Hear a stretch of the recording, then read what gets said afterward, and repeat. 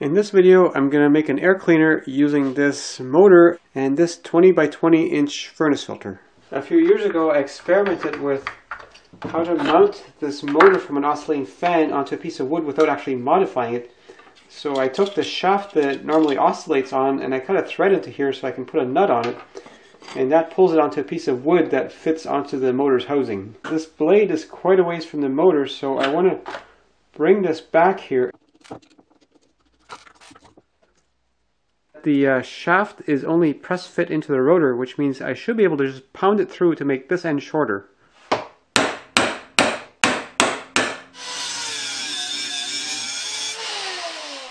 I just ground the end smooth here, but I also noticed there's some ridges on here, which is to give this part more grip because that used to be right there, so I'll have to polish those out.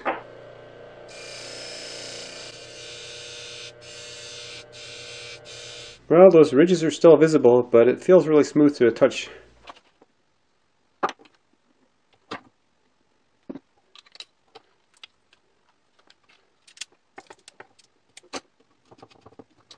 Now, sometimes after reassembling, the shaft on these motors is hard to turn because things are subtly out of alignment. And the way to fix that is to just whack it a bit, and that will get the self-aligning bearings closer to alignment. With the fan on top of the filter, this tells me how thick an enclosure I will need, and I think 15 centimeters should be enough. And for a change, I'm actually going to use some new plywood for this. I cut the first piece off the end because I don't need these pieces to actually be that long, and this way my remaining scrap is a much more useful size. Now I need to join the pieces in the corners to form a box, and for that I'll just use box joints, of course.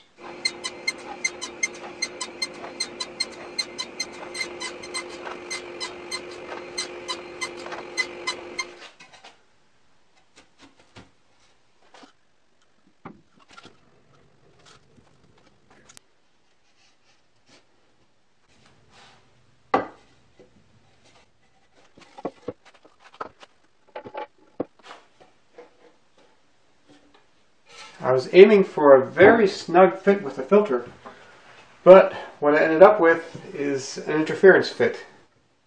So to make it easier to jam the filter in there, I'm adding a chamfer to the inside edges.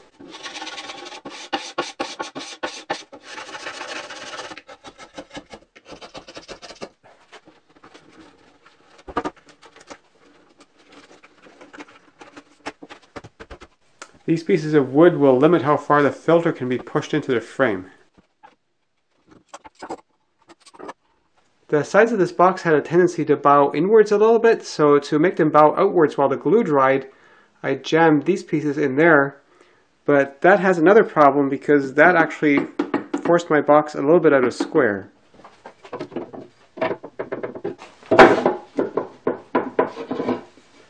Actually, it turns out all the corners are a little bit large, and that's because the sides are bowed outwards a little bit now. So that's actually good. It means that filter should be not that difficult to get in. Yeah. That's not bad.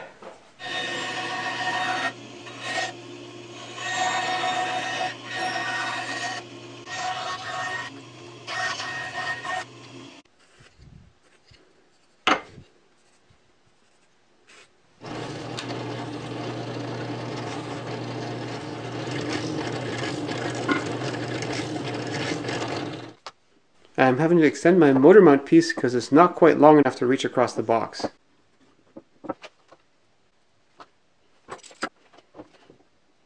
While I'm waiting for the glue to dry, I'll figure out how to mount this, and these buttons should all nicely fit inside of a 1/2 inch slot.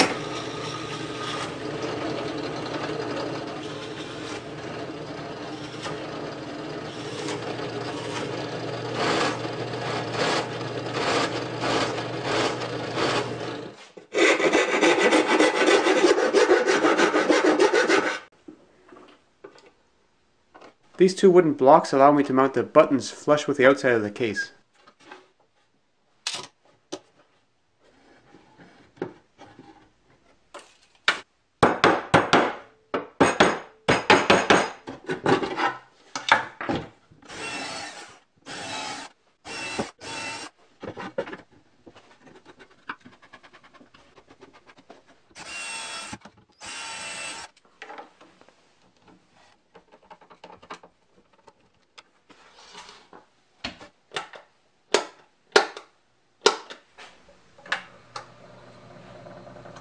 problem with this motor is even at full speed it doesn't run very fast.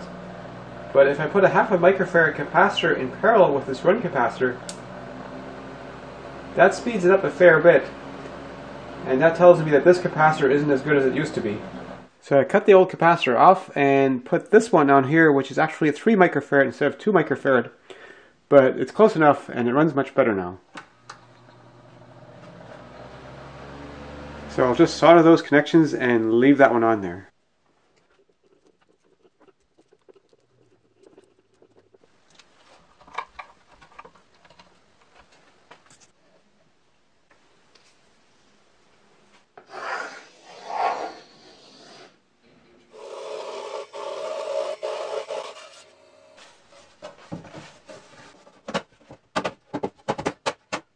Now there is the question of how far back should I place the baffle in terms of this way or that way, and I always figured it was best to put it a little bit behind the fan because centrifugal force is going to throw some of the air out like this, right? But checking the fan, it turns out it's not like that at all. And you can see it's being blown this way, but as I get to the edge of the blade, you can see it's actually not moving forward at all, and if I get to here, it's being sucked in towards the blade. So I think what's happening is we have an awful lot of air being blown here, and we have a little bit of resistance from the filter back here, and it's enclosed, and so air is being sucked in actually from the sides, and that means I'm just recirculating some of the air from the front, which means I should really move those baffles forward of the fan blade.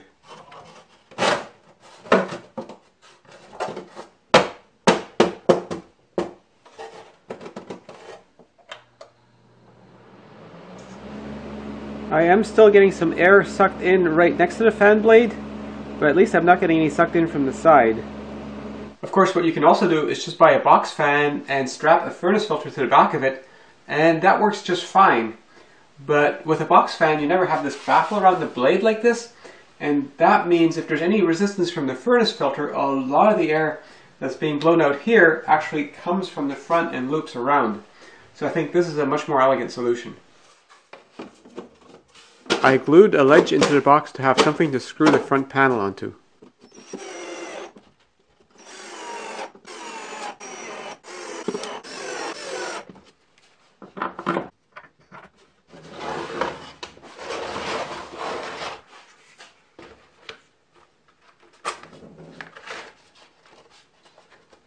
I've been making lots of dust on the belt sander and measuring how fast this one clears the air with my Delos dust meter.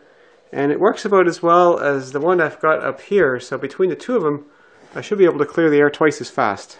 I made these two mounts, and together with some pieces of inner tube, that will suspend it and vibration isolate it, and this just mounts to the ceiling.